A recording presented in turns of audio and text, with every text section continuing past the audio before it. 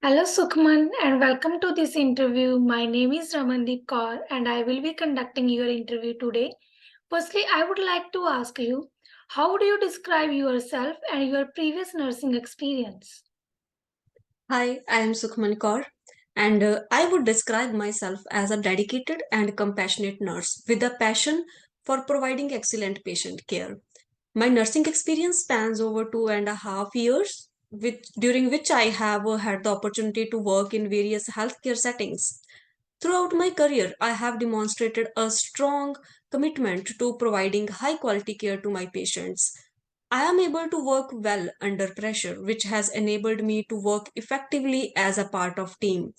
I believe in being an advocate for my patients, ensuring they receive the best care possible and that their voices are heard. What aspect of becoming a nurse do you enjoy the most? The most enjoyable aspect for me is the opportunity to positively impact someone's life. I want to share an experience when I had a patient who was feeling anxious before surgery, and I took the time to provide reassurance by answering his questions. It was incredibly rewarding to see the relief on his face. At the same time, nursing is an exciting and challenging profession. It's always changing, and I appreciate this opportunity to learn about new technologies and practices. Also, I enjoy the team oriented nature of nursing and collaborating with colleagues. Would other nurses find any of your time management tips useful? As a nurse, I have found that using a scheduling tool such as a to do list or a calendar is an effective way to manage our time. For example, during my shift, I use a to do list to plan out my tasks for the day and I allocate time for each task. By doing this, I am able to avoid overcommitting myself and ensure that I had enough time to complete all my tasks. It also helped me to stay focused and avoid getting sidetracked by distractions. I believe that other nurses could benefit from this time management tip as well.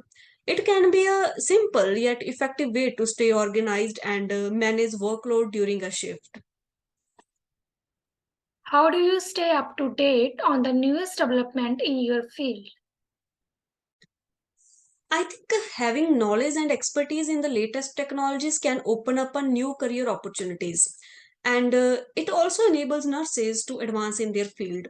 I stay up to date by regularly attending professional development courses and workshops. I also participate in online forums and discussion groups related to the nursing. It allows me to connect with the other professionals in the field and exchange knowledge and ideas. I recently attended a conference on the latest developments in nursing, which included presentations on new treatments and practices in patient care. By keeping up with the latest developments, nurses can provide better diagnosis and treatment options. Also, I think they can prevent errors, they can save time, and it will eventually increase the productivity while working in the hospital. What was the greatest disagreement you ever had with a coworker and how did you resolve it?